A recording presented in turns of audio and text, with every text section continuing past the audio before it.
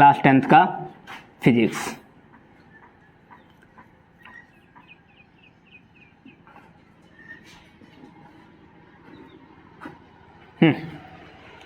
देखते हैं अपने लोग आखिर फिजिक्स होता क्या है। फिजिक्स के बारे में देखना शुरू करते हैं, जानना शुरू करते हैं फिजिक्स होता क्या है। तो फिजिक्स के बारे में देखेंगे तो फिजिक्स जो होता है, इसको अगर नॉर्मल भाषा में कहा जाए तो ब्रह्मांड में होने वाली जितनी भी घटनाएं होती है सभी के बारे में जहाँ पर पढ़ते हैं उसी को क्या कहते हैं, फिजिक्स कहते हैं। जैसे ब्रह्मांड में कौन कौन से घटना हो सकती है, जैसे पृथ्वी पर सूर्य का प्रकाश आना, 8 ग्रह एक दूसरे का परिक्रमा करना, सूर्य से मतलब ये सूर्य का प्रकाश पृथ्वी तक आना, सभी ग्रह जो है किसी न किसी का वृत्ताकार पथ पर चक्कर लगाते हैं, और उसके बाद दिन रात का होना, मौसम का बदलना, जितना भी घटना है ये सब को जहाँ पर पढ़ते हैं सभी के सभी कहाँ पर आते हैं, फिजिक्स के अंतर्गत आते हैं। और इसमें जब फिजिक्स के बारे में देखना शुरू करेंगे तो धीरे धीरे करके आप लोग आगे बढ़ते हैं।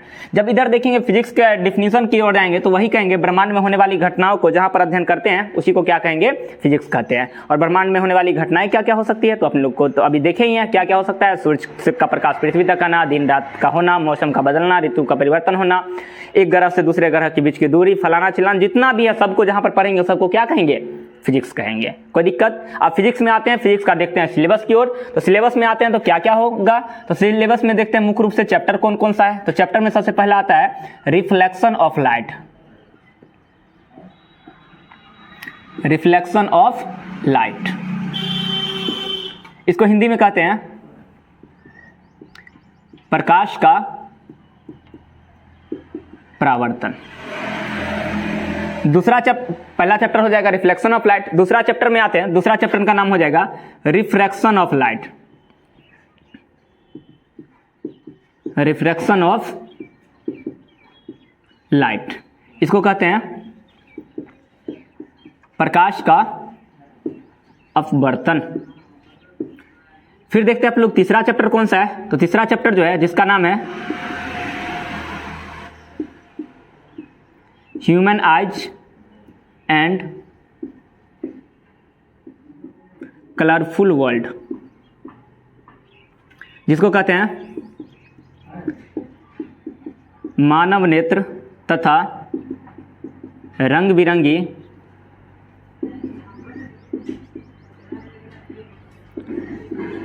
दुनिया या संसार। कोई दिक्कत? अब आ जाते हैं अपना चौथा चैप्टर, जिसका चौथा चैप्टर का नाम है इलेक्ट्रिक करंट, जिसको कहते हैं हिंदी में विद्युत धारा। फिर आते हैं अपन लोग पांचवा चैप्टर की ओर आते हैं। पांचवा चैप्टर क्या होगा, तो पांचवा चैप्टर है magnetic effect of electric current, magnetic effect of electric current, जिसको कहते हैं हिंदी में विद्युत धारा का चुंबकीय प्रभाव। क्या कहेंगे, विद्युत धारा का चुंबकीय प्रभाव। अब आ जाते हैं अपना छठा चैप्टर, छठवां चैप्टर की ओर आते हैं। छठा चैप्टर जो होगा इसको कहते हैं अपन लोग source of energy, source of energy, Hindi में इसको कहेंगे ऊर्जा के स्रोत। ये अपना पांच छह चैप्टर है जो पढ़ना है। देखते हैं आप लोग चैप्टर के बारे में बढ़िया से डिस्कस करेंगे। सबसे पहला बात होता है प्रकाश का परावर्तन, फर्स्ट चैप्टर। दूसरा चैप्टर प्रकाश का अपवर्तन। तीसरा चैप्टर मानव नेत्र। चौथा चैप्टर विद्युत धारा। पांचवा चैप्टर विद्युत धारा का चुंबकीय प्रभाव। और छठा चैप्टर जो होगा जिसको कहते हैं अपने ऊर्जा के स्रोत। फिजिक्स को अगर देखेगा तो ये तीन चैप्टर जो है, ये तीन चैप्टर को कहते हैं अपने लोग पढ़ेंगे पार्ट ए के अंतर्गत। चूंकि ये तीनों चैप्टर एक दूसरे से रिलेटेड हैं। जब तक प्रकाश का परावर्तन नहीं पढ़ेंगे तब तक अपवर्तन नहीं समझ में आएगा, फिर अपवर्तन पढ़ लेंगे फिर मानव नेत्र नहीं समझ में आएगा। इसलिए तीनों को एक पार्ट में रखा गया है, तीनों एक सीक्वेंस में पिरोए हुए हैं। इसलिए तीनों को क्या करेंगे अपने लोग बारी बारी से पढ़ लेंगे। पहले पार्ट ए पढ़ेंगे और फिर पार्ट बी से देखते हैं पार्ट बी में कौन कौन हो जाएगा, विद्युत धारा और अगला चैप्टर विद्युत धारा का चुंबकीय प्रभाव। ये दोनों एक पार्ट में आएंगे। और ये जो सोर्स ऑफ एनर्जी है ये चैप्टर दरअसल एक ज्योग्राफी में भी पढ़ाया जाएगा। जब ज्योग्राफी में पढ़ाया जाएगा तो फिजिक्स में हटा दिया जाएगा, फिजिक्स में पढ़ाया जाएगा तो ज्योग्राफी में इसको रिमूव कर दिया जाएगा। लेकिन आप लोग को पूरा का पूरा फिजिक्स में ये प्लेलिस्ट में मिल जाएंगे। चलिए अपन लोग देखना शुरू करते हैं। सबसे पहले पार्ट ए में, सबसे पहले पार्ट ए में देखना शुरू करेंगे तो आखिर देखते हैं होता क्या है। फिजिक्स में देखते हैं कौन कौन सा है। तो पहला चैप्टर है जिसका नाम है प्रकाश का परावर्तन। चलिए हम इसको थोड़ा सा रफ करते हैं, स्किल शॉट लेना चाहते हैं तो ले सकते हैं। अब शुरू करते हैं आप लोग इधर आकर के, देखते हैं कौन कौन सा चैप्टर है और क्या क्या इसमें पढ़ने की बातें हैं।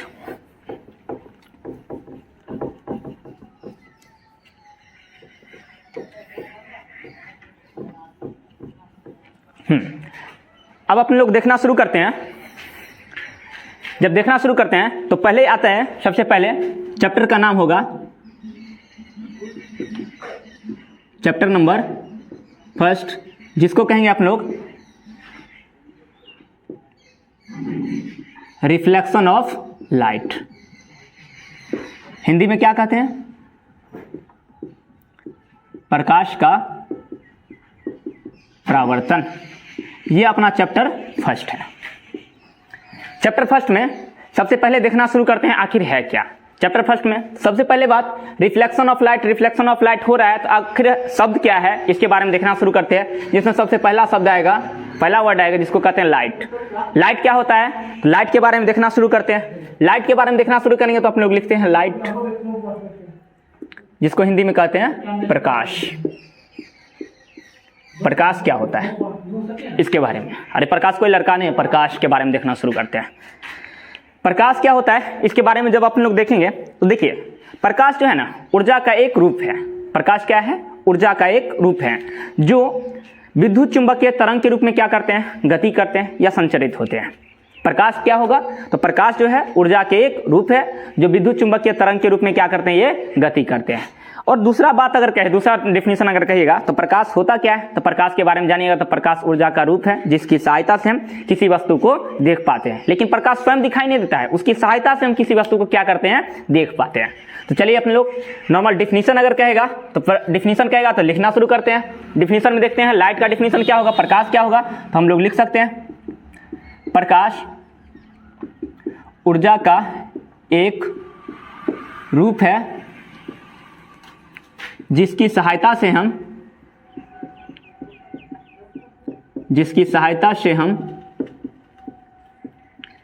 किसी वस्तु को देख पाते हैं या देखने की अनुभूति प्रदान होती है। हाँ, तो प्रकाश क्या है? दुनिया में जितना चीज है ना सभी के सभी क्या है? ऊर्जा के रूप हैं। इसी तरह से प्रकाश भी है क्या है? एक ऊर्जा का रूप है जिसकी सहायता से हम किसी वस्तु को क्या करते हैं? देख पाते हैं या देखने की हमें अनुभूति प्रदान होती है। कोई तकलीफ? चलिए अब देखते हैं इसमें जब आएंगे तो सबसे पहला बात होता है, जब लाइट पढ़ रहे हैं तो अपन लोग लगाएंगे हेडिंग प्रॉपर्टीज ऑफ लाइट।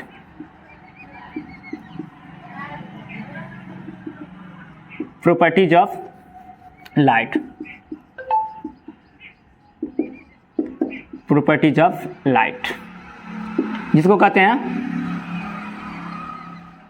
प्रकाश के गुणधर्म।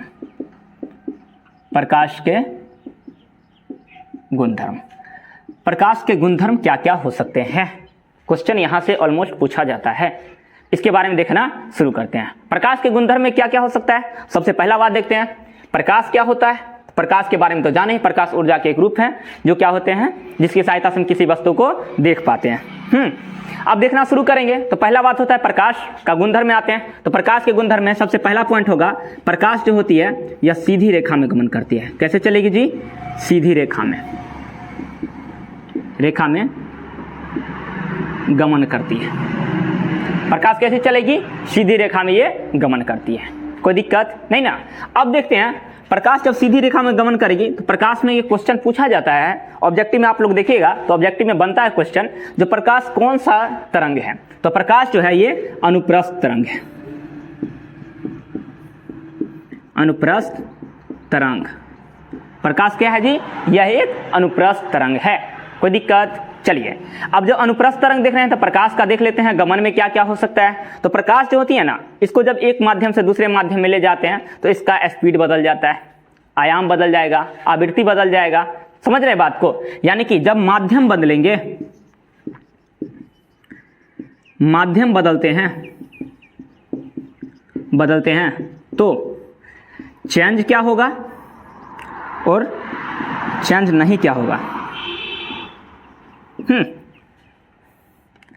हाँ देखिए, इधर माध्यम बदलते हैं ना, तो प्रकाश का माध्यम करने का मतलब है जब मीडियम बदलते हैं, एक माध्यम से दूसरे माध्यम में ले जाएंगे तो क्या क्या बदलेगा। तो प्रकाश का जो होता है क्या क्या बदल जाएगा, तो बदल जाता है इसका तरंग दैर्घ्य बदल जाता है, आयाम बदल जाता है, उसका वेग बदल जाता है। ये सब क्या होने लगते हैं, बदलने लगते हैं। लेकिन बदलता आखिर क्या नहीं है, तो बदलता नहीं है तो आवृत्ति। तो क्वेश्चन यहां से पूछ सकता है जिसको कहते हैं फ्रीक्वेंसी। माध्यम बदल लिए या कुछ भी करेंगे तो प्रकाश का जो होता है ये कभी भी चेंज नहीं होता है, आवृत्ति चेंज नहीं होगी, फ्रीक्वेंसी कभी भी चेंज नहीं होती है। और उसके बाद देखते हैं आप लोग मुख्य रूप से जब देखना शुरू करते हैं तो इसमें देखेंगे आखिर क्या क्या हो सकता है। आवृत्ति है, प्रकाश का देख रहे हैं क्या क्या बदल रहा है नहीं बदल रहा है, इसके बारे में देखना शुरू करते हैं। तो सबसे पहले बात, अगला पॉइंट अगर लिखने के लिए कहेगा, देखते हैं प्रकाश की चाल क्या क्या हो सकती है। तो माध्यम बदलने पर ना प्रकाश की चाल देख लेते हैं। प्रकाश की चाल, प्रकाश की चाल जो होती है ये कैसे कैसे होती है। सबसे पहले प्रकाश की चाल जो ज़्यादा जाती है, मतलब अगर कहेगा लिखने के लिए ठोस, द्रव, गैस और निर्वात। निर्वात जिसको कहते हैं वैक्यूम। तो सबसे ज़्यादा प्रकाश की चाल कहाँ होगी, सबसे ज़्यादा प्रकाश की चाल जो होती है ये होती है निर्वात में, फिर कहाँ होगी गैस में, फिर कहाँ होगी द्रव में, फिर कहाँ होगी ठोस में। यानी कि प्रकाश की चाल जो होगी इस बात से क्या बताता है, यह बात ये बतलाता है जब प्रकाश की चाल जो होती है ये निर्वात में क्या हो जाएगी, मैक्सिमम हो जाएगी। कोई दिक्कत नहीं ना। यानी प्रकाश की चाल निर्वात में, वैक्यूम में क्या होता है इसका मैक्सिमम होता है। और मैक्सिमम जब हो जाएगा तो देखना शुरू करते हैं निर्वात में प्रकाश की चाल क्या क्या हो सकती है। तो निर्वात में प्रकाश की चाल को दिखाते हैं सी से। किसे डिनोट करेंगे, सी से। जब सी से डिनोट करते हैं तो देख लेते हैं सी इक्वल टू क्या होगा, 3 × 10⁸ मीटर प्रति सेकेंड। यानी कि 1 सेकेंड में 3 लाख किलोमीटर का दूरी ये क्या करता है, ट्रेवल करता है। यानी कि कहेगा निर्वात में प्रकाश की चाल क्या होती है, निर्वात में प्रकाश की चाल क्या होगी जी, महत्तम होती है। तो सी बराबर क्या हो जाएगा, 3 × 10⁸ मीटर प्रति सेकेंड, ये प्रकाश की चाल होती है। इसी को अपने लोग दूसरे भाषा में इस तरह से भी लिख सकते हैं, 3 लाख किलोमीटर प्रति सेकेंड। यानी कि प्रकाश जो होगा, लाइट जो होता है 1 सेकेंड में कितना दूरी तय करता है, 3 लाख किलोमीटर का दूरी क्या करता है, ये तय करता है। उसके बाद सभी रंगों के लिए प्रकाश की चाल जो होगी ये अलग अलग होती है। अगला पॉइंट लिख लेते हैं अपने लोग, 5वां पॉइंट रंग के नेचर में देखते हैं। रंग के नेचर में रंग जानते हैं आप लोग कितना होता है, 7 रंग। कलर का कॉम्बिनेशन अगर पढ़ेंगे, कलर के बारे में जानेंगे तो कलर का होता है 7। तो सभी रंगों के लिए प्रकाश की चाल क्या होती है, अलग अलग होती है। यानी कि सभी रंगों में प्रकाश की चाल अलग अलग होगी। जैसे में आप लोग जानते हैं velocity of red, velocity of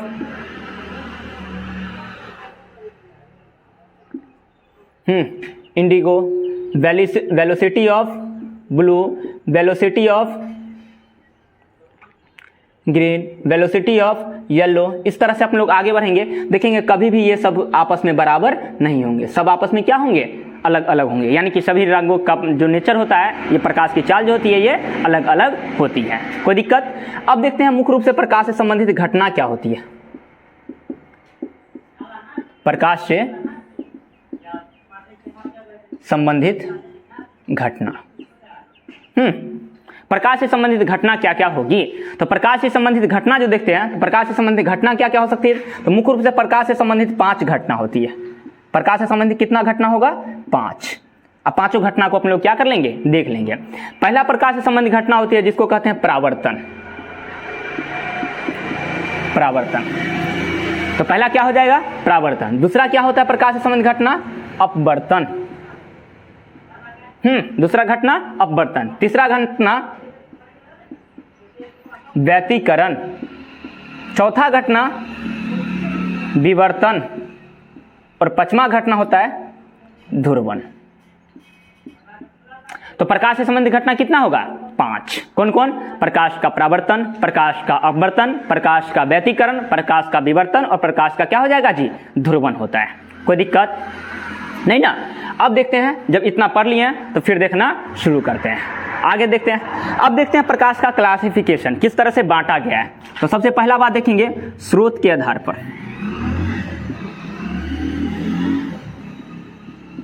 स्रोत के आधार पर, स्रोत के आधार पर इसको 2 भाग में बांटा गया है। स्रोत के आधार पर इसको कितने भाग में बांटा गया जी? 2 भाग में। कौन कौन है? पहला है प्रदीप्त वस्तु। पहला क्या होगा? प्रदीप्त वस्तु। प्रदीप्त वस्तु किसको कहेंगे? प्रदीप्त वस्तु किसको कहते हैं? देखिए, प्रदीप्त वस्तु वैसे वस्तु को कहते हैं जो स्वयं के प्रकाश से, सेल्फ के लाइट से क्या करेगा? वो चमकेगा। यानी कि ये क्या करेगा? जो स्वयं के प्रकाश से चमकता है, जो स्वयं के प्रकाश से चमकता है, जो स्वयं के प्रकाश से चमकेगा उसको क्या कहेंगे जी? प्रदीप्त वस्तु कहेंगे। जो स्वयं के प्रकाश से चमकेगा वो कौन कौन हो जाएगा? तो कह देगा जैसे में, बताइए आप क्या क्या हो जाएगा। तो सेल्फ के प्रकाश से कौन कौन चमकता है? तो स्वयं के प्रकाश से चमकेगा। तो पहला एग्जाम्पल हो जाएगा सूर्य का। सूर्य को चमकने के लिए किसी अन्य प्रकाश की जरूरत नहीं होती, ये अपने प्रकाश से चमकता है। फिर देखिएगा विद्युत बल्ब, विद्युत बल्ब, ये सब क्या है? अरे ये सब क्या है? ये सब है प्रदीप्त वस्तु जो सेल्फ के प्रकाश से चमकता है। कोई दिक्कत? अब थोड़ा सा दूसरा अगर देखेंगे तो दूसरा हो जाएगा अदीप्त वस्तु, सॉरी दीप्त वस्तु। प्रदीप्त और दीप्त वस्तु। दीप्त वस्तु किसको कहेंगे? दीप्त वस्तु वैसे वस्तु को कहते हैं जो दूसरे की प्रकाश से क्या करता है? वो चमकता है। क्या करेगा? ये दूसरे के प्रकाश से चमकेगा। तो दूसरे के प्रकाश से कौन कौन चमकता है? ये सेल्फ के प्रकाश से चमकता है, स्वयं के प्रकाश से, और ये क्या हो जाएगा? दूसरे के प्रकाश से चमक गया। दूसरे के प्रकाश से चमकेगा। और दूसरे के प्रकाश से कौन कौन चमकता है? देखिएगा, दूसरा का प्रकाश से चमकने वाला हो जाएगा अपना पृथ्वी, भी तो दूसरे के प्रकाश से चमकता है। पृथ्वी हो गया। और उसके बाद देखिएगा दूसरे के प्रकाश से चमकने वाला कौन कौन हो जाएगा जी? चंद्रमा हो जाएगा। कोई दिक्कत? तारे हो जाएंगे। जो भी है बेंच, डेस्क, टेबल, कुर्सी, हम आप सब क्या है? दूसरे के प्रकाश से चमकते हैं, अपने अंदर प्रकाश नहीं होता है। कोई दिक्कत? कोई आदमी कहेंगे जुगनू किस में आएगा? जुगनू प्रदीप्त वस्तु में, चूंकि उसके पास अपना प्रकाश रहता है। अरे वो एक तरह का घटना है, उसमें अंदर पाया जाता है कुछ। चलिए इतना तक अपने लोग देखते हैं, फिर अपने लोग मिटाना शुरू करते हैं और आगे देखना शुरू करेंगे। कोई दिक्कत नहीं ना? मिटाना शुरू करते हैं। इससे पहले आप लोग स्क्रीनशॉट अगर लेना चाहते हैं तो ले लीजिए। आगे की घटना में क्या क्या होगी इसके बारे में देखना शुरू करते हैं। चलिए आगे की घटना में अगर देखना शुरू करेंगे तो देखते हैं। अब जो है प्रकाश को तो देख लीजिए इधर स्रोत के आधार पर, आप देखते हैं संचरण के आधार पर इसका क्लासिफिकेशन। संचरण के आधार पर, संचरण के आधार पर कितने तरह का होता है? संचरण के आधार पर ये होते हैं 3। संचरण के कितने होंगे जी आधार पर? 3। कौन कौन होगा? पहला होगा पारदर्शक, दूसरा होगा पारभासी, पारभासी, तीसरा हो जाएगा अपारदर्शक। देखते हैं पारदर्शक क्या होता है, पारभासी क्या होता है और अपारदर्शक क्या होता है पदार्थ। इसके बारे में देखना शुरू करते। देखिए पारदर्शक पदार्थ क्या होता है? पारदर्शक पदार्थ वैसे पदार्थ को कहते हैं जिससे लाइट का मैक्सिमम कण आर पार हो जाए। जैसे मैं अगर ले लें यहाँ से, अगर यहाँ पर है खाली जगह, लाइट को जलाए, पूरा का पूरा आर पार हो गया, ठीक। या फिर यहाँ पर हम एक कांच का टुकड़ा रख लिए हैं, ओकरा से लाइट जलाएंगे, मैक्सिमम कण आर पार हो जाएगा। हम लोग जानते ही हैं, अरे कांच का एक टुकड़ा रखेंगे, उससे लाइट को जलाएंगे तो मैक्सिमम कण आर पार होगा। तो जो मैक्सिमम कण आर पार हो जाएगा तो वो क्या कहलाएगा? पारदर्शक पदार्थ। यानी कि पारदर्शक पदार्थ में क्या होगा? मैक्सिमम कण आर पार हो जाएगा। पारभासी वाला में क्या होगा? एक में कुछ कण जो होगा आर पार होगा, बाद बाकी नहीं भी होगा। और अपारदर्शक में बिल्कुल नहीं, फुल स्टॉप। ये कहेगा ना हम आर पार नहीं होने देंगे, कौन चीज है तू। यानी कि ये क्या करेगा? मैक्सिमम कण को आर पार कर देगा। कोई दिक्कत? ये क्या करेगा? मिनिमम कण को आर पार करेगा। और ये क्या करेगा? कोई कण को आर पार होने नहीं देगा। यानी कि जिससे लाइट हचाक से चला जाए, दौड़ करके चल जाएगा, उसको क्या कहेंगे? पारदर्शक। जिससे कम मात्रा में जाएगा और पारभासी, और जिससे नहीं जाएगा उसको क्या कहेंगे? अपारदर्शक पदार्थ कहते हैं। आप देख लेते हैं पारदर्शक का एग्जाम्पल क्या क्या होगा। तो पारदर्शक में तो जाएगा लाइट, तुरंत पहुंच जाएगा, मतलब आर पार हो जाएगा। आर पार हो जाएगा, इसमें क्या क्या हो जाएगा? कांच का टुकड़ा, कांच का टुकड़ा, टेकरान लीजिए, लाइट को दीजिए, आर पार हो जाएगा। ये किसका उदाहरण होगा? पारदर्शक पदार्थ का उदाहरण होगा। कोई दिक्कत नहीं ना। अब देखते हैं पारभासी पदार्थ। पारभासी पदार्थ में क्या होगा? इसमें लाइट आर पार कम कन जाएगा। जैसे में क्या क्या हो जाएगा जी? तेलीय कागज, तेलीय कागज, कागज का टुकड़ा है, कागज है, उस पर तेल गिरा दीजिए, बाद में देखिए उसको उठा करके देखिएगा, उससे लाइट जो होगा मैक्सिमम आर पार नहीं होगा। इसमें हो जाएगा शुद्ध पानी भी होता है ऊपर में, शुद्ध पानी भी इसी का उदाहरण, तेलीय कागज। उसके बाद देखिए घिसा हुआ शीशा, घिसा हुआ शीशा किसका उदाहरण होगा? पारदर्शक पदार्थ का उदाहरण होगा। और पारदर्शक पदार्थ में आते हैं, इसमें कोई आर पार हो ही नहीं सकता है। जैसे हम ले लीजिए इधर किताब, आर पार होगा? नहीं होगा। ले लेते हैं कॉपी, आर पार होगा? नहीं होगा। दीवार होगा आर पार? प्रकाश का कण नहीं होगा। ये सब क्या हो जाएगा? टेबल, कुर्सी,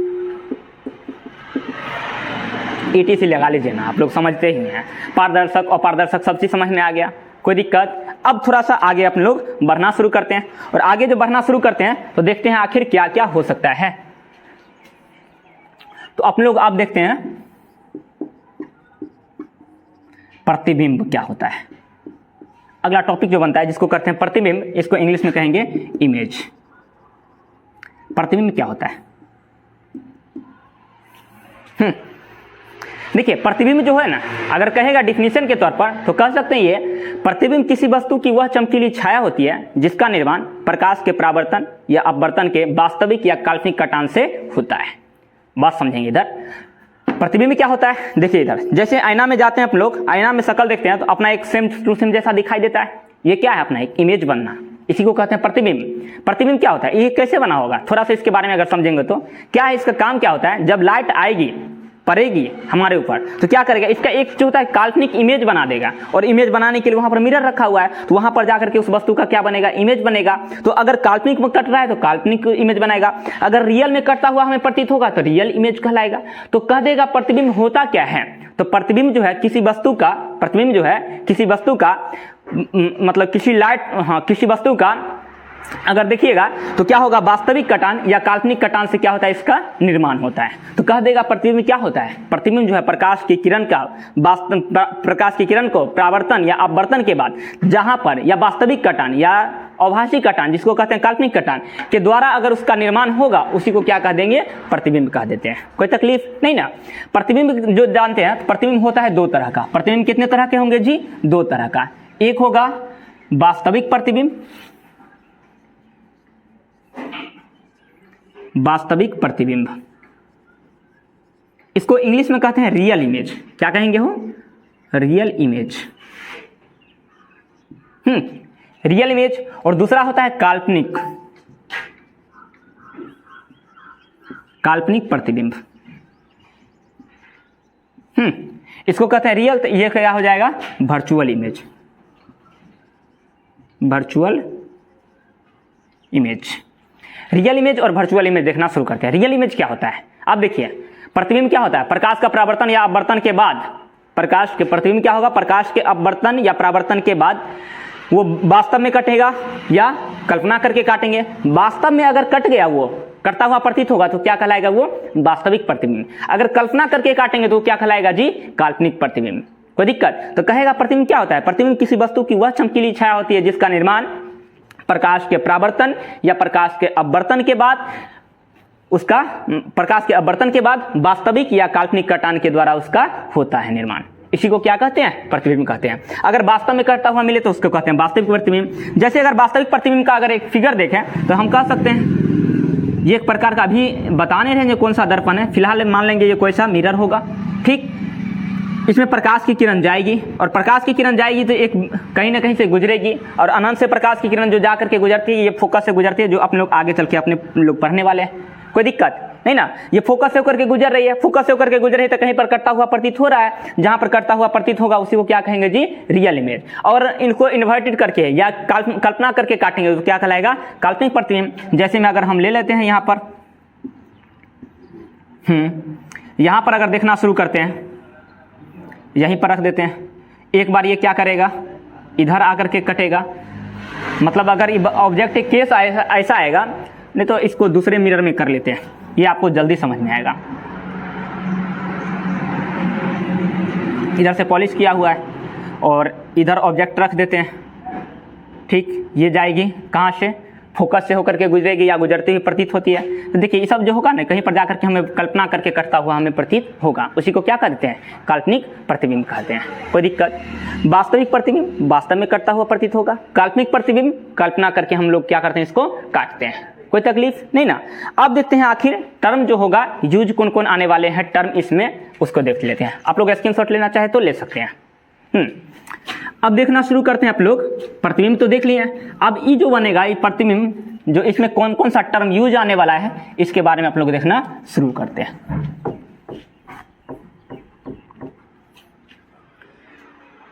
हाँ तो देखिए इधर क्या क्या होगा, इसमें कौन कौन सा टर्म यूज आने वाला है। टर्म को यूज आने से पहले आप लोग कुछ कुछ और जान लेते हैं।